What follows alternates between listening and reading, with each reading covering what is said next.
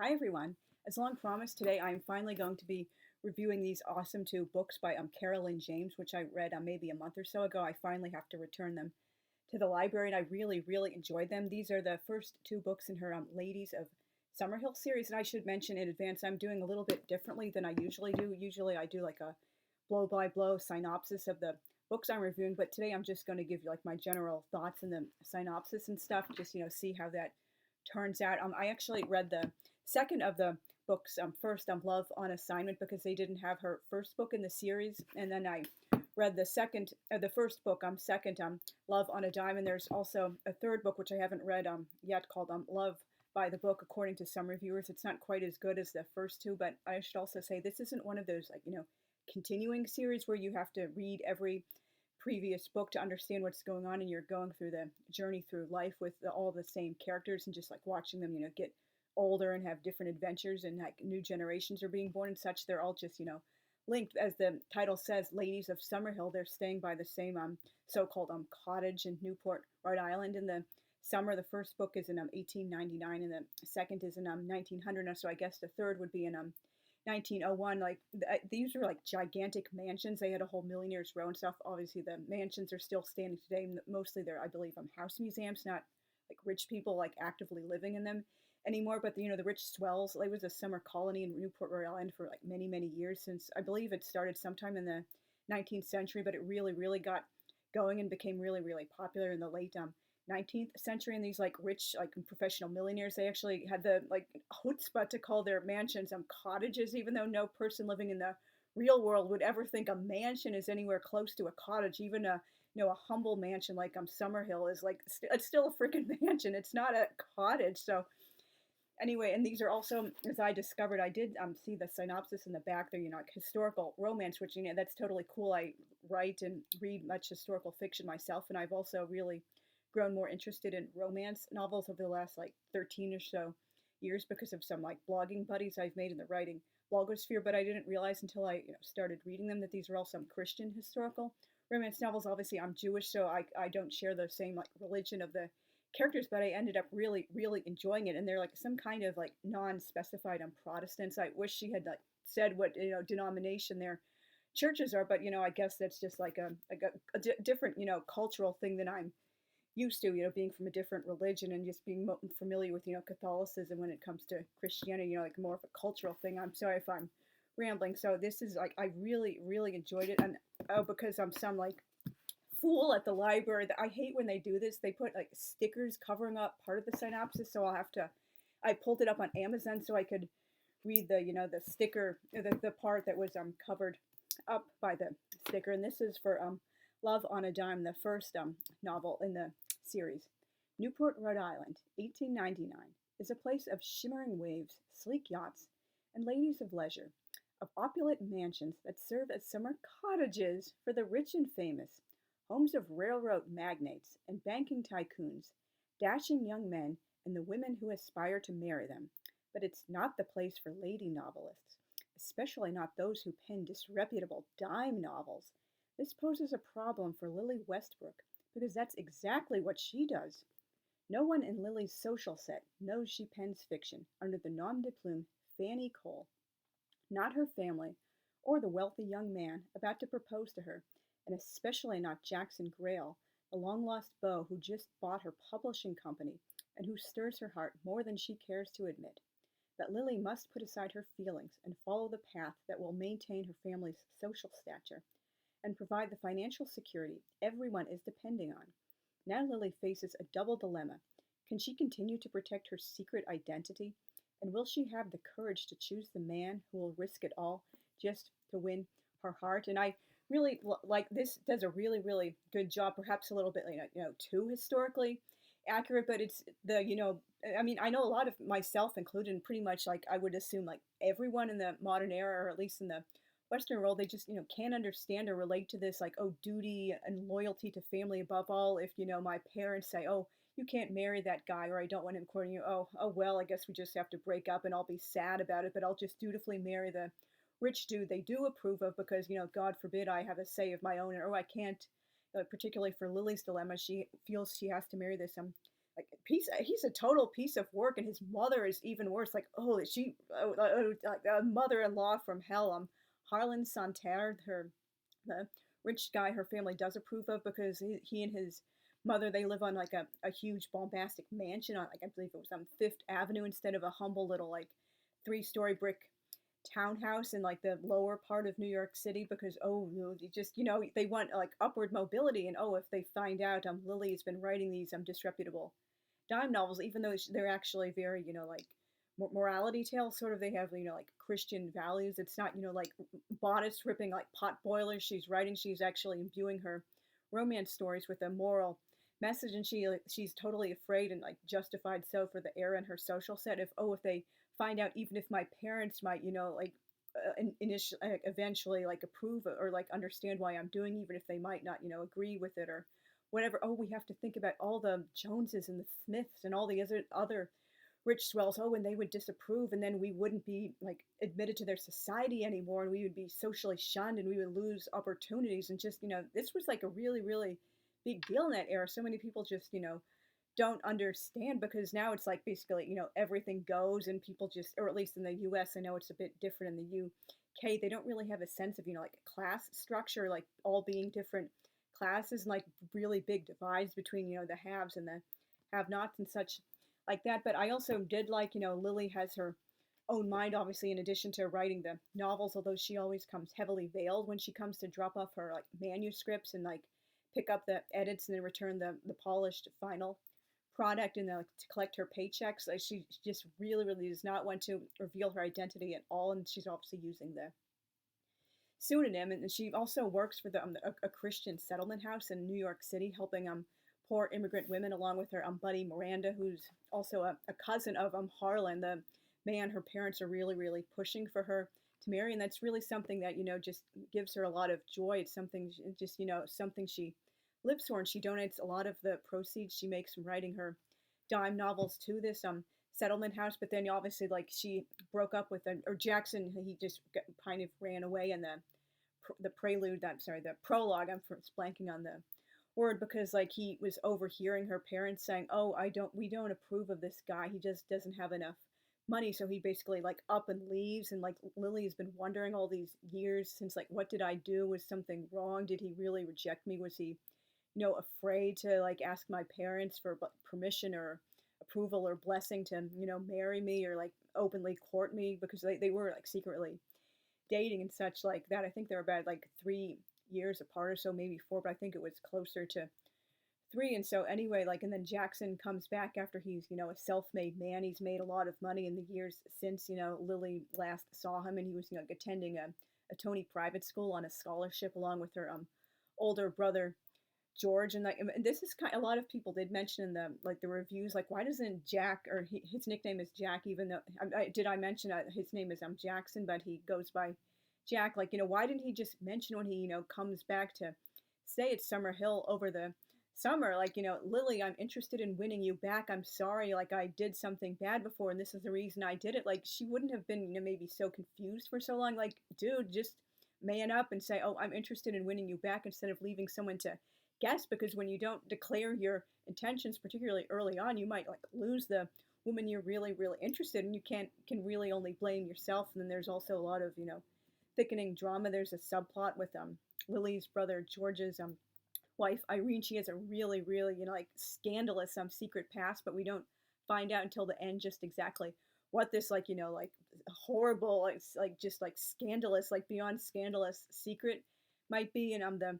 guy from another publishing house, I'm sorry, from a newspaper, he's like sending these like blackmailing letters to Lily saying, oh, I know you're really Miss Fanny Cole, and if you don't want me to like put your secret all over the Newport News, so all the like rich swells find out about this, like, you'd better like start, like giving me some money. And she's just like, so afraid to tell Jack her secret that she's Fanny Cole, even though Jack starts like suspecting more and more. Like, I really think she's the one, and her mother is like trying to snoop around in her like private belongings in her room to find out why she's locking herself away in her room so often. And she comes like so close several times to finding out the secret. And then like the Mrs. Westbrook begins reading some of the Fanny Cole novels herself, and she's like starting to suspect by some of the scenes in it, oh, this sounds like something from Lily's own life that happened with her and Jack, and why else would anyone else be writing about this, particular thing, just with maybe a few details changed. And obviously it ends up well in the end because it is, a romance novel. It did feel like, kind of a little bit maybe ending too perfectly, but it's a romance novel. Like sometimes like things have to have a happy end, although I do kind of, wish they had resolved some things, like just saying how this turned out, even though it like seemed to end happily for the moment. Like, what were the repercussions of X, Y, and Z? Obviously, I don't want to like give anything away, but I really, really did enjoy this book, and I would highly recommend it. And this is the the one which I read second, Love on Assignment, and I'll also be pulling up the summary for this because some like a friggin' bonehead at the library had to just like cover it up. Like I just don't understand why people do that. It's just so I'm sorry I'm rambling to take up space. It's just like it takes a while to pull up the synopsis, and here it is. Charlotte, Newport in Rhode Island in 1900s glamorous resort town where the rich and famous go to see and be seen. Charlotte Hale isn't part of that world.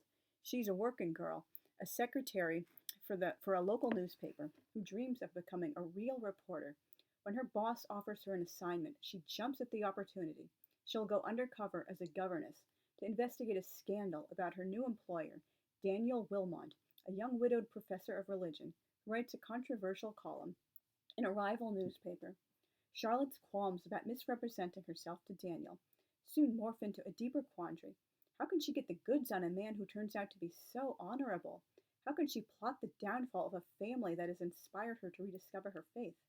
And how can she protect the man she now loves from a scheme she's been part of since the beginning? And I really, really, I'm just pulling up the QuickTime camera again. There it goes. And I really enjoyed this book too. I was surprised to read at the end in the author's note, this was actually Ms. James's first book she ever wrote. Like I would like say, obviously the first book in the series feels a little bit more like a first book. This one just feels so absolutely, polished and perfect. I read the first chapter on Friday night, and I like wolfed the entire rest of the book down on the next day Saturday. It was that good. I mean, I read this one over a couple of days, so I obviously like this one. Not like super much better, but I definitely did prefer this one. And then she says in her acknowledgments, like this was her first novel she ever completed. Over the course of 6 years, she wrote 5 different versions, 2 contemporary and 3 historical. So just like wow, she was really invested in this. And I should also mention there are like readers group questions in the back of both books. I guess I'll do that after I finish this one. And this was like it really drew me in, particularly because Charlotte is from like a very like a working class family. She and her little sister Becky, who is paralyzed. Becky wasn't like born paralyzed, but she just I guess had an accident or an illness. It's been obviously been a month or so since I read the book, so I'm blanking on a few details. And they also live with their aunt. They live in the like the working class part of town. This isn't like taking their like riches for granted, like all the swells in their little cottages and millionaires row. And so basically writing for a newspaper, that was not really something many women did in that era. Like she didn't go to college, she just went right to work. And so like she's basically jumping at the chance to get ahead in the newspaper and have an actual real journalism career, but because obviously that's really her passion, and she's not interested in like being like a housewife. I mean, obviously that was what many women eventually did in that era, but before that happened, she really wants to have this writing career. And her boss at the newspaper is absolutely so like shady. He's like stopping at nothing. He's even trying to plant evidence when Charlotte keeps coming up empty-handed, or like she's just not searching hard enough. And then widower who Charlotte is working as a nanny for, his children are Ruthie, who's almost 13 years old, and Tim, who's like about like 9-10 years old. And she really starts liking them, and she also starts rediscovering her faith because there's a Bible put out by her nightstand, and she starts reading from it. It's the King James translation, which obviously that would have been historically accurate for the era, even though like nowadays it's kind of hard, not just like the King James translation, but pretty much anything, particularly these like translations of books that were not originally in English, but they're just older, like all these like these and thous and like words and was and like blood, just like weird like Shakespeare like Elizabethan like verb forms that people just they are not used to speaking like that or reading stuff like that. But obviously the King James translation would have been like the standard, which pretty much everyone was reading at that point, and when she's like first getting the oh, and I should mention her sleazy boss of the newspaper. He kind of like fakes her references, like pretending they're for the nanny job instead of the references she used to get hired for the newspaper. And he even turns one reference that was from 1895 into 1898 by like changing the final letter of the year. So like she's like so scared she's gonna get caught out as she starts like falling more and more in love with Daniel, and he becomes attracted to her. So anyway, Daniel asks her if she's a Christian, and she says yes, because she obviously knew she was baptized, and like every so often she's gone to church, but she's just not like gung ho into the religion and like super duper like faithful and pious like Daniel and his children are. And through the course of the book, she really genuinely starts growing in a newfound faith. This isn't just like, oh, I'm interested in a man who's religious, I need to be religious or convert myself. It's like something genuine, and it just happens to be like triggered by the fact that she's interested in this guy, and he's like showing so much interest in her and as a person. And the reason the boss from the newspaper wants to bring Daniel down is because he's writing a lot of like so-called like scandalous editorials in a local newspaper. He's basing his beliefs on the Bible, but this is like really angering big business, because he's saying like you shouldn't mistreat your workers or like pay them like beans for wages, or have like no fire exits, or at least like fire trap like factories, and you shouldn't be like working them overtime like 20 hours a day or whatever. And I really like that. Obviously, I mean, I don't think the author intended it this way, but obviously that totally speaks to me as a proud socialist. That's like a really awesome socialist theme. Like don't exploit the proletariat. Like the rich people and the bourgeoisie have an obligation with their money and privilege to like pay their workers a decent living wage, and also give them like benefits like 2 weeks vacation and awesome stuff like that. And Daniel is just not backing down. He's saying like, I'm going to keep writing my editorials even if like I might be fired from the newspaper, or it causes a scandal, or like people are talking about it, because that's just what I deeply believe in my heart. And I really love that part of the book, as well as the like this Charlotte's slowly developing faith, and she also quickly develops a really good relationship with the children. I guess like you could say that's kind of like a Mary Poppins trope. Oh, the nanny who's magical and she can do everything, and she turns the household upside down in a good way. And the widowed father like starts falling in love with her too. But it just felt so natural and believable. And obviously it's a romance novel. It's supposed to be like a little bit like fantasy, like daydream wish fulfillment stuff like that. And it never felt like totally out of the realm of believability, even if it was like a little like too happy to be believed. But there's also like troubles with Daniel's older widowed mother. Oh, I hated this character so much. She was just like a total what, like she's like, oh, Charlotte is just the nanny, oh, and she has to leave as soon as I come home from hospital after my latest heart attack. And oh, I can't believe you're interested in this woman, Daniel. She's a working woman. She's not like a rich swell like we are. Oh, I just hated her so much. It's just, oh, like just she was really well drawn as a villain. There's also this I should also say there were a few names in this book that felt kind of like predated. Like there's I believe she was a maid, or the cook Fiona. That's, I mean, obviously that name existed for a long time, but it just wasn't really a name most people born in the late most women born in the late 19th century would have had. And the young college student who's like stalking, like totally obsessive crush on Daniel, her name is Melissa, Missy for short. Obviously that name does go back to ancient Greece, but how many women in the year 1900 were named Melissa? That's just like kind of like sticks out, like just, although obviously of course the rest of the cast did have names that were more in line with like the era they were born in and living in, instead of like like Jennifer, Jessica, Nicole, Amanda, Tiffany, like that. I would look askance at a book that had like very modern names instead of just a few here and there. But I'm a name nerd, so that's just something that like comes to me. And the plot just kept getting like thicker and thicker as you go along, with like Missy trying to like frame Daniel, and the editor like trying to get in league with her to catch him in a compromising situation, because obviously if there was no naturally occurring dirt, he was going to force dirt to happen. It's just like, oh, so many wonderful things. Although the forgiveness angle of the book, like that being Jewish, that's just not part of like Judaism as it is in like certain like denominations of Christianity. Forgiving someone in absentia, like if you like someone you've done wrong in Judaism, you come directly to the person you have wronged and you ask for forgiveness, and you have to basically demonstrate that you're sincere about it, not just saying, oh, I feel bad about this because, like, oh, people are making me feel guilty, or it's just the right thing to do, not because you genuinely feel like, repentance out of your heart and things like that. So I guess that's just obviously like a religious and cultural difference. Like, I would never like forgive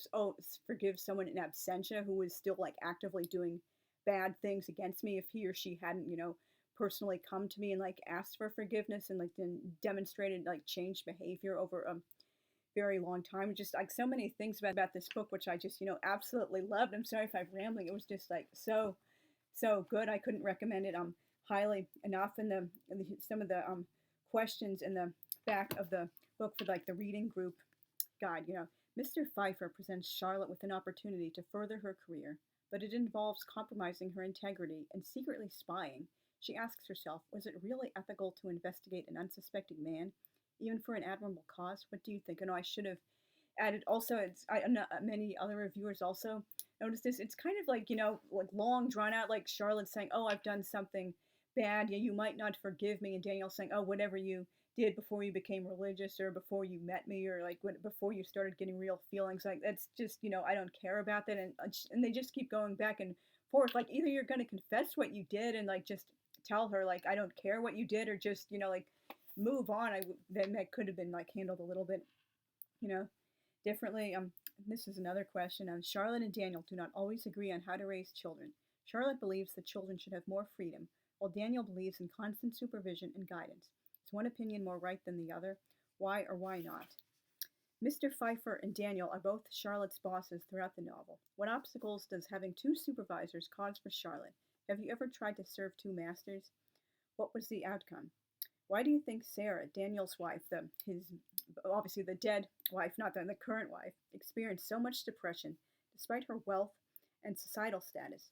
Why were Daniel's columns for the Newport Gazette considered so controversial in that time period? What would people reading them today think? After seeing how Missy LeBeau acted around Daniel, Charlotte asked herself, why was the professor so open and trusting to others, ignoring their less than honest motives? What do you think? How do you balance trusting others too much and too little? Why is Charlotte reluctant to accept Daniel's proposal? What obstacles were they facing as a couple? And I'll just read a few from the Love on a Dime reading guide at the back. Jack proposed to Lily without thinking through the objections he'd encounter from her parents. Should he have asked for her hand in marriage, even though the answer would certainly have been no? Do you sympathize with him despite his cowardly behavior in leaving Lily? If not, how could he redeem himself in her eyes? Lily saw her writing as a ministry and God's will and purpose for her life. From that perspective, did she have a choice in writing in spite of opposition? Was she brave, prudent, or cowardly in keeping her career secret? Jack's faith grew during the course of the story. He read scripture and took it to heart, but he relied more on himself than on God, until he realized he couldn't find solutions to his problems on his own. Does he have an inner flaw which prevents him from turning to the Lord sooner? Do you see a flaw within yourself? Does it keep you from drawing closer to God? In what ways did Lily's mother change from the beginning to the end of the story? What caused her to open her mind and begin to think differently? How do you think wealth affected Lily, Jack, their families, and friends? I think that this is the wrong effect. It's spelling with an E. It should be an A in that like usage. In what ways did it benefit them? And in what ways did it harm them?